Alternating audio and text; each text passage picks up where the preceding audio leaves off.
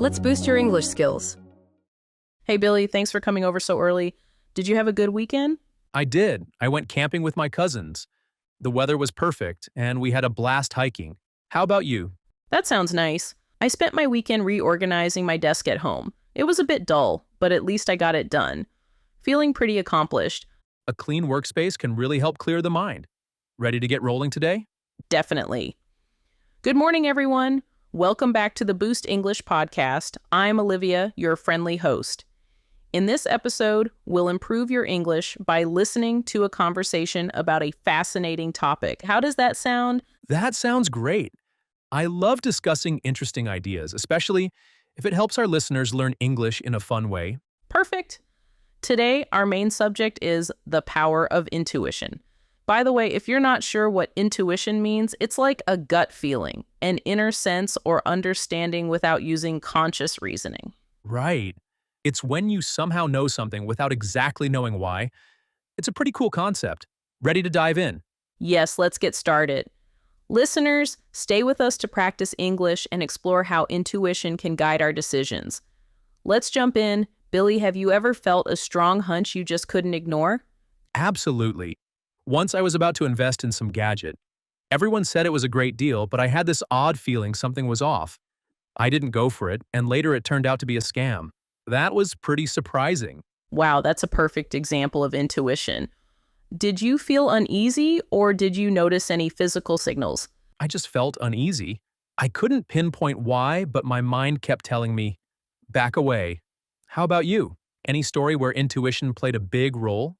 Yes, I had a job offer once, and on paper it looked wonderful.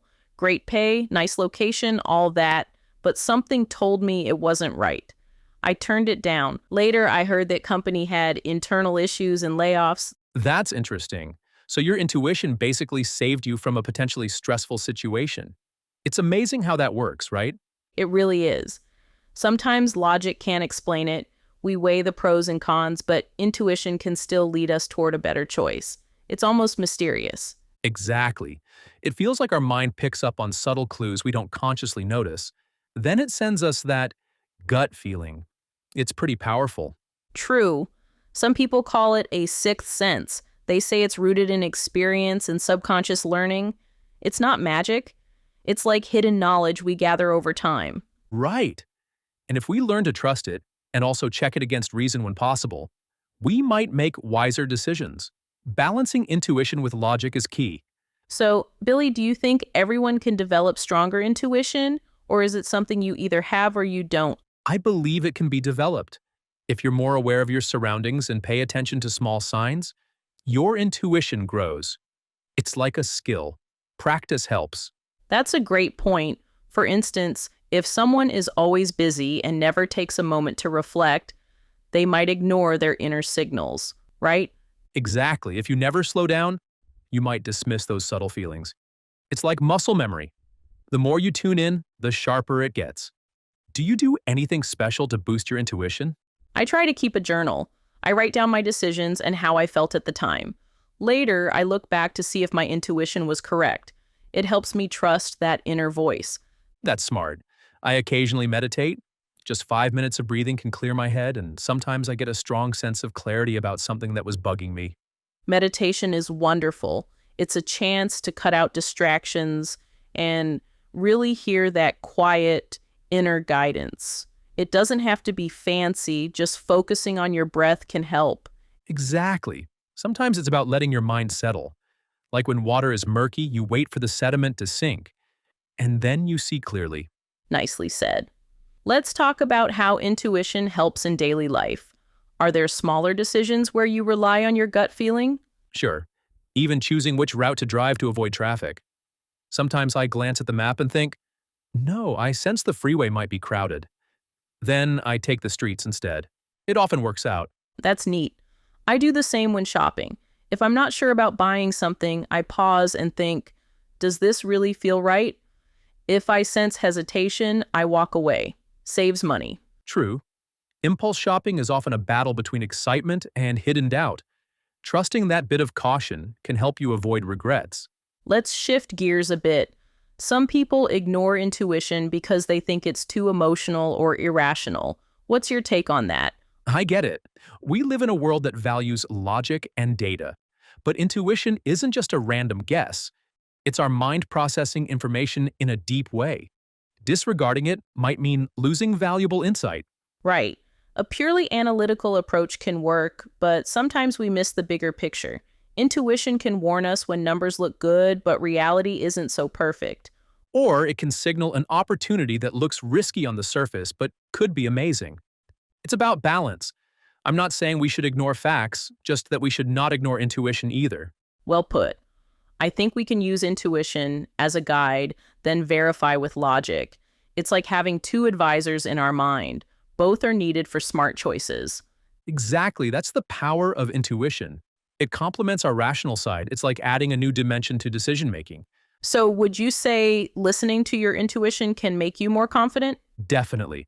When you trust that inner voice and see good results, you build self-assurance. You realize you have more wisdom inside than you thought.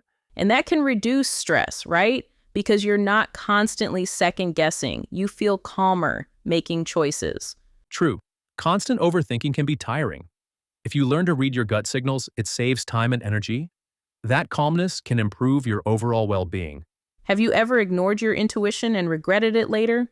Oh yes, once I felt I shouldn't take a certain job. The salary was high, but I had a weird feeling. I took it anyway, and it turned into a nightmare. Office politics and chaos everywhere. That's tough, but it probably taught you a lesson about trusting yourself, right? Exactly.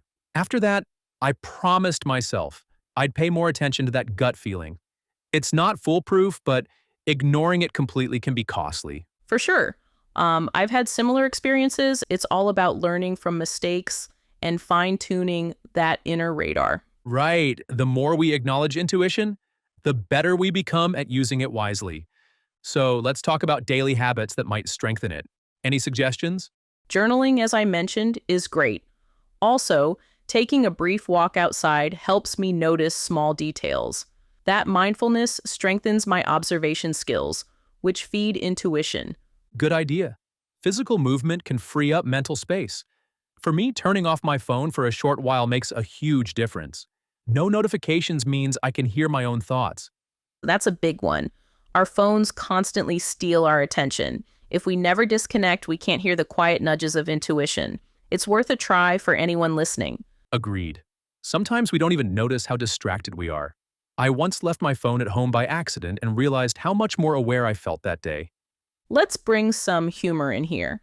Have you ever used your intuition in something trivial, like picking a random movie that ended up being surprisingly good? Yes. I once chose a movie just by looking at the poster. My gut said, go for it. It turned out to be a quirky comedy that I loved. My friends teased me, but then they watched it and liked it too. That's awesome. Sometimes those random picks are the best. Intuition can even guide our entertainment choices, apparently. Right. Though it's less serious, it still shows that our instincts can lead to hidden gems. It's not always about life-changing decisions. Exactly. It's about trusting that inner whisper. Whether it's important or just for fun, intuition can enrich our experiences. So true. Well, I think we covered a lot about the power of intuition. Let's transition to explaining some tougher words we used. That might help our learners solidify their understanding. Great idea. Let's go over a few advanced terms. One word we mentioned was subconscious. That means the part of your mind that works without your active awareness.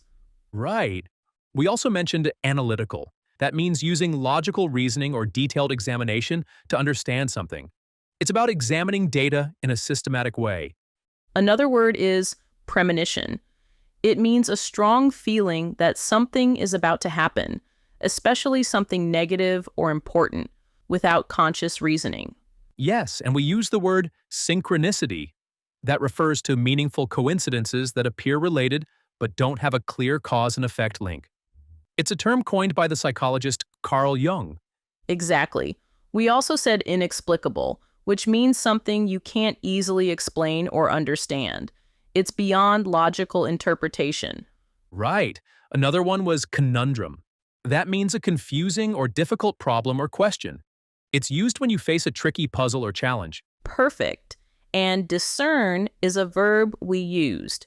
It means to notice or understand something, often something that's not obvious, like, I can discern a pattern here.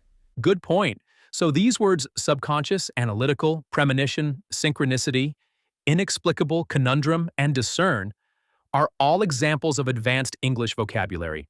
Listeners, feel free to practice using them in your own sentences. Yes, and don't worry if they're challenging at first. With repeated exposure, these words will feel more natural. Practice them in context, and you'll master them before you know it. Exactly. Look for opportunities to hear or read them in articles, videos, or even conversation.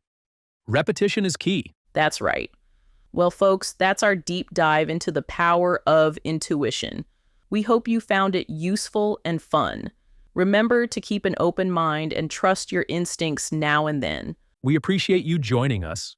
Thanks for spending your time with us today. It's always a pleasure sharing these talks with everyone. Thank you so much for tuning in. This has been the Boost English podcast with me, Olivia, and my awesome co-host, Billie. We hope you enjoyed learning about intuition. If you liked this episode, don't forget to share it with friends. Keep practicing your English, and we'll see you next time. Take care, everyone. See you again soon on Boost English. Bye for now.